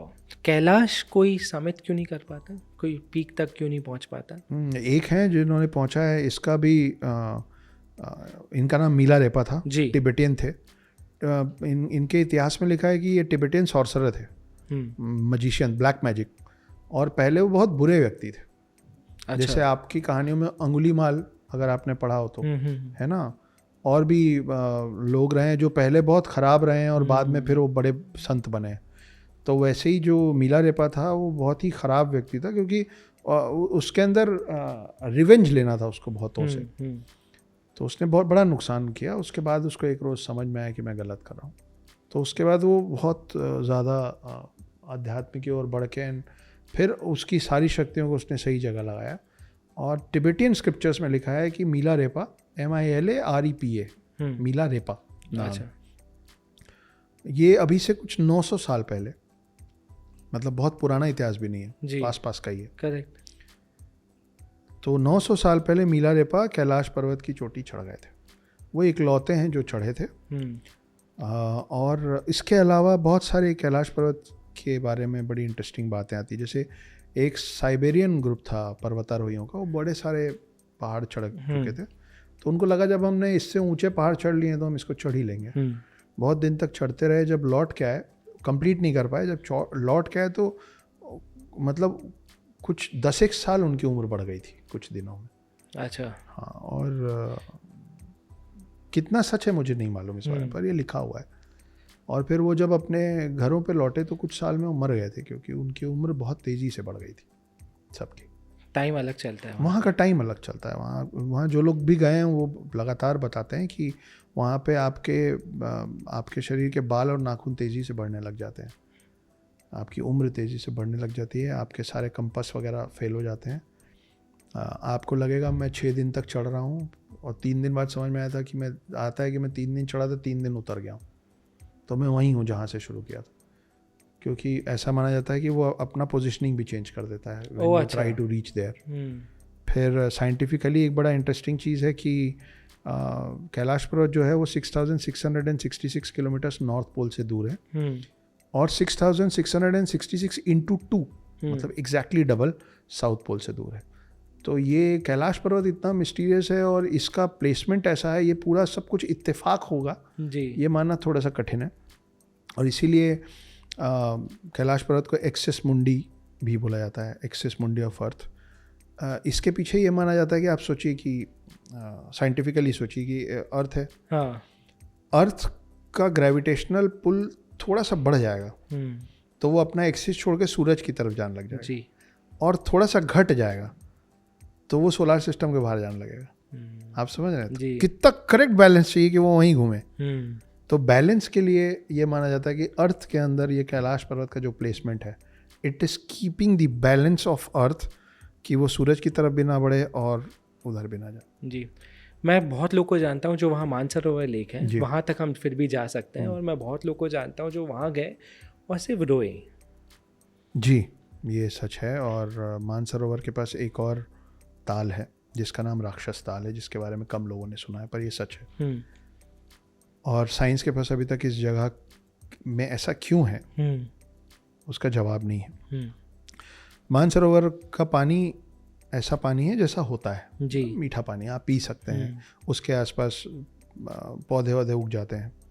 उसी से लगा हुआ एक और ताल है जिसका नाम राक्षस ताल है, जिसमें लगातार समुद्र के जैसे लहरें आती हैं और उसका पानी नमकीन है। तो इतने हाइट में एक ही क्लाइमेटिक कंडीशन में दो अलग अलग पानी कैसे है, उसका जवाब साइंस के पास अभी तक नहीं है।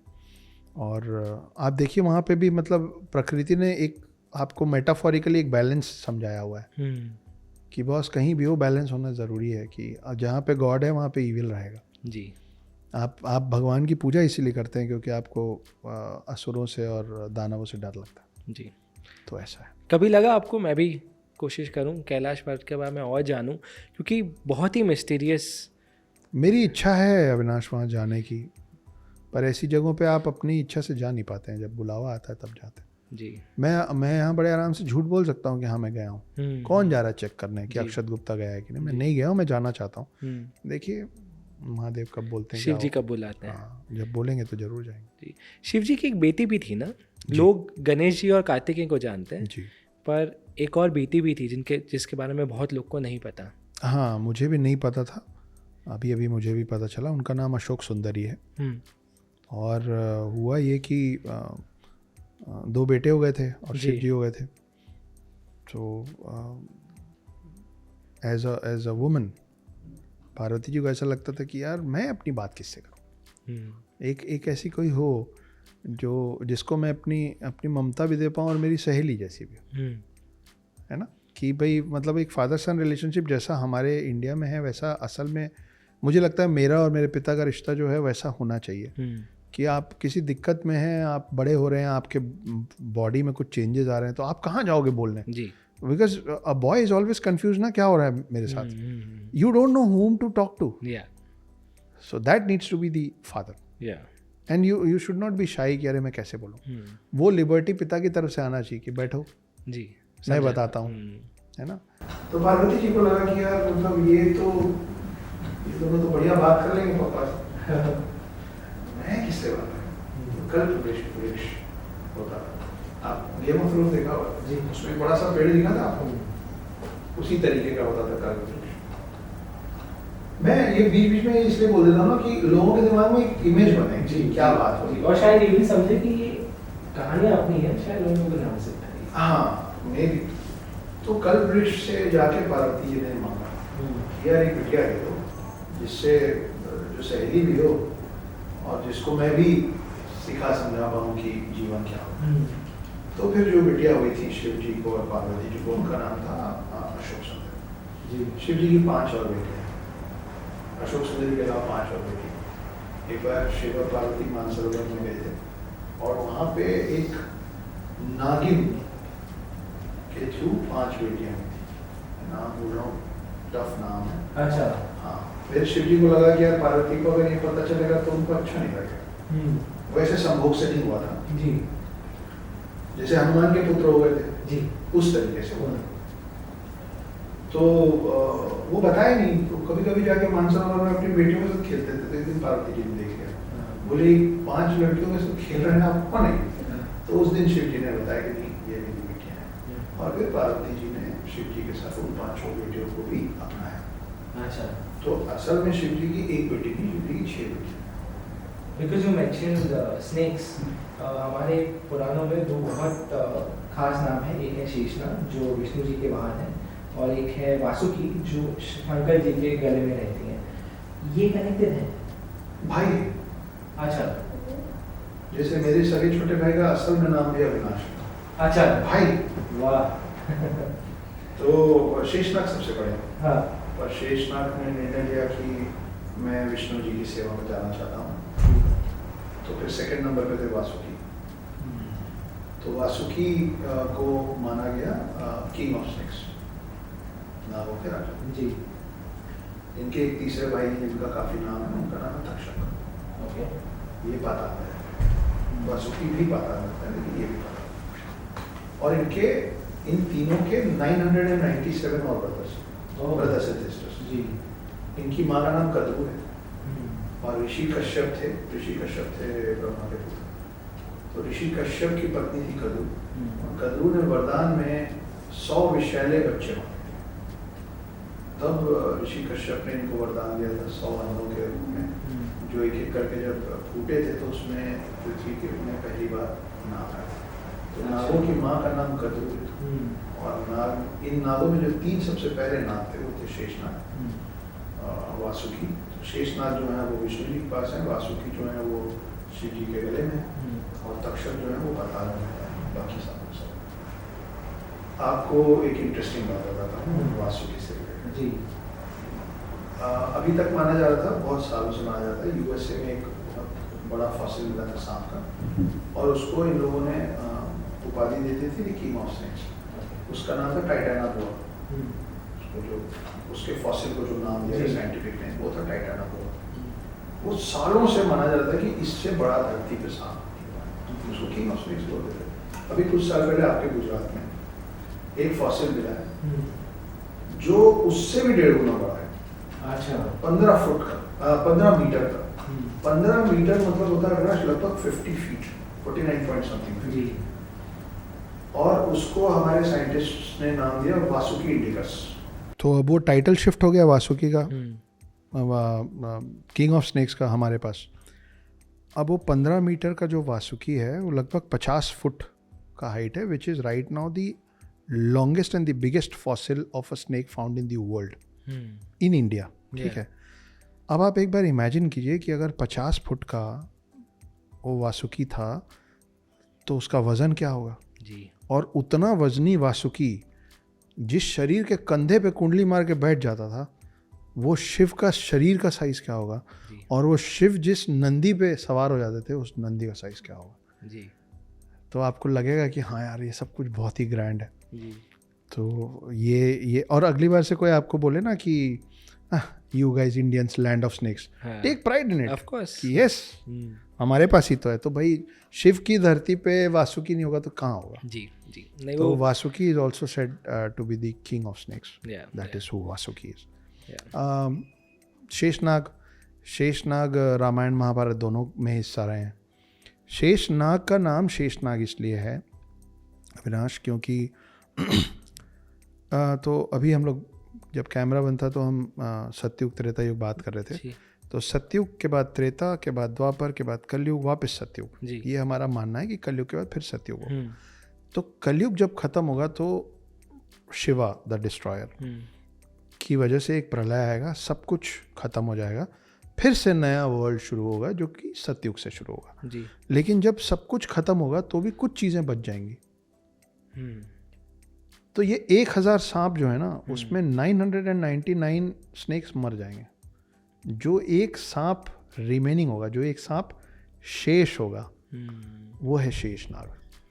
वो इसलिए नहीं मर सकता है क्योंकि वो विष्णु जी के पास है। अच्छा। बाकी के जितने कद्रू के बच्चे हैं और हम सब हैं, हम सब मर जाएंगे। वासुकी भी जाएंगे, सब जाएंगे। सिर्फ एक नाग जो बच जाएगा वो है शेषनाग। इसीलिए उस नाग के साथ शेष शब्द लगा हुआ है। तो वो ये 4 युगों के चक्र से बाहर चले गए जी। और वो इसीलिए बाहर गए क्योंकि उन्होंने बोला कि मेरे को राजा नहीं बनना है, मेरे को तो सेवक बनना है विष्णु का। तो ये तो रामायण में वो लक्ष्मण थे जी। फिर जब रामायण ख़त्म हुआ, राम और लक्ष्मण वापस, मतलब शेषनाग और विष्णु वापस बैकुंठ धाम में मिले, तो शेषनाग बोले ये फाउल है, हम नहीं खेलेंगे। अच्छा। तो विष्णु जी बोले क्या हो गया? बोले अरे आप बड़े भाई बन के चले गए थे, जो मन में आ रहा था कर रहे थे, हमारी सुनी नहीं जा रही थी। तो फिर उन्होंने बोला कोई बात नहीं, अगली बार चलेंगे तो आप बन जाना बड़े भाई, देख लेते हैं आपकी कितनी चलेगी। तो फिर जब महाभारत हुआ तो फिर शेषनाग बलराम थे, दाऊ भैया जो कि कृष्ण के बड़े भाई थे। फिर भी चली तो कृष्ण की। तो ये थे शेषनाग। हमारे गुजरात में भी हम भी नागों को पूछते हैं। हमारे यहाँ खेतर पाक दादा कहते हैं, तो हम बहुत चाव से अभी भी जाते हैं। तो हमारे वहाँ कुलदेवी हैं हमारे गांव में, और अभी भी मानते हैं कि रोज़ सुबह 10 बजे के अराउंड खेतर पाक बाबा दादा निकलते हैं और माता जी के मंदिर से होके आगे चले जाते हैं। और मेरे पापा ने देखा भी हुआ है ये। तो हमें भी नागों को काफ़ी मान्यता दी गई है। सर जहाँ से शुरुआत की थी वहीं ख़त्म करते हैं। तो ये जो श्लोक है उसका आप मतलब समझाइए, और जो कल की अवतार आएंगे उसके कॉन्टेक्स्ट में ये श्लोक का क्या महत्व है कि यदा यदा ही धर्मस्य ग्लानिर्भवति भारत अभ्युत्थान अधर्मस्य तदात्मानं सुजाम्यहम् परित्राणाय साधूनां विनाशाय च दुष्कृतां धर्म संस्थापनार्थाय संभवामि युगे युगे। कि जब जब यहाँ पे असुरों की क्षमता बढ़ेगी, जब जब डार्क फोर्सेस यहाँ पे फैलेंगे, तब तब विष्णु अलग अलग अवतार लेके हम लोगों को बचाने, हम लोगों के साथ देने, और to create the balance between good and evil. वो ख़त्म करने कभी नहीं आते हैं, वो बैलेंस ठीक करने आते हैं। He will come every time in a human form and do what is needful. तो ये जो चीज़ है, वो जिसको ये श्लोक नहीं पता है और उसका इस श्लोक को हिंदी में इसका मतलब क्या है उसको नहीं पता है, उसको भी मालूम है कि जब जब रावण आएगा तो राम आएंगे और जब जब कंस आएगा तो कृष्ण आएंगे। तो धर्म की रक्षा के लिए भगवान का उतरना तय है। कल की किससे लड़ रहे हैं? कल की लड़ रहे हैं काली से। काली मतलब वो वाली काली नहीं, तो काली माँ है जी। ये कली और काली के बीच में कुछ नाम है इसका, और ये बहुत शक्तिशाली होगा। ये इतना शक्तिशाली होगा कि देखिए, रावण से लड़ने के लिए अकेले राम आए थे और उनको थोड़ी सी मदद चाहिए थी विष्णु अवतार हनुमान की जी, ठीक है, शेषनाग के साथ। कंस को मारने और धर्म का परचम लहराने के लिए महाभारत के समय में कृष्ण आए थे जी। उनको भी शेषनाग और उनको भी थोड़े से हनुमान की जरूरत पड़ी थी, वो ध्वज पे बैठे जी। लेकिन कली जो है वो इतना ताकतवर होने वाला है कि उससे लड़ने के लिए कल्कि को 7 चिरंजीवियों की जरूरत पड़ेगी। 7 चिरंजीवी जो हैं उसमें देखिए कौन कौन है। विभीषण और राजा बलि जो हैं वो राक्षस हैं जी। तो उनको तामसिक और राक्षसी शक्तियों की भी ज़रूरत पड़ेगी। हनुमान हैं जिनके लिए बोला जाता है कि वो जिस युद्ध में उतरे वो युद्ध तो तय है जी, ख़त्म है, उनकी भी ज़रूरत पड़ेगी। कृपाचार्य जैसे धनुर्धर और अश्वत्थामा जो कि श्रापित है उसकी भी ज़रूरत पड़ेगी, और वेद व्यास जितने नॉलेज की भी ज़रूरत पड़ेगी जी। तो इतने सारे 7 चिरंजीवी जो अभी तक ख़त्म नहीं हुए हैं उनका क्या पर्पज़ है? क्योंकि हम 7 चिरंजीवी पे बात कर रहे थे, उनका पर्पस यही, ये माना जाता है कि 7 चिरंजीवी कभी नहीं मरेंगे, ऐसा नहीं है। 7 चिरंजीवी, 7 के 7 चिरंजीवियों को मोक्ष की प्राप्ति होगी कलयुग के अंत में। अच्छा। क्योंकि फिर जब सतयुग शुरू होगा ना तो फिर से हनुमान का जन्म होगा, फिर से अश्वत्थामा का जन्म होगा, तो वो नए सेट ऑफ 7 चिरंजीवी तैयार होंगे। ये सेट ऑफ 7 चिरंजीवी खत्म होने के बाद, और इनको मोक्ष की प्राप्ति होगी कल्कि का साथ देके काली को हराने के बाद। अमेजिंग। मुझे लगता है ये पॉडकास्ट भी हम कहाँ से शुरू किए थे वापस हम वहीं ख़त्म कर रहे हैं, तो आई थिंक एक अच्छा सर्कल, कहाँ से शुरू किया, ये अच्छा सर्कल हमने ख़त्म किया। Sir thank you so much. जैसे मैंने पहले भी कहा आपसे, मैं और 4 घंटा बात कर सकता हूँ अगर आप मुझे टाइम दे देते हो, but thank you so much for all the knowledge you have given me. I think इससे बड़ा गिफ्ट कुछ नहीं हो सकता जब एक आदमी अपना खुद का ज्ञान शेयर करता है। So thank you so much. मुझे इस प्लेटफॉर्म में बुलाने के लिए धन्यवाद। अगर आपका ये वाला एपिसोड आज लोगों ने पसंद किया तो हम फिर बैठ जाएंगे। बिल्कुल, डन।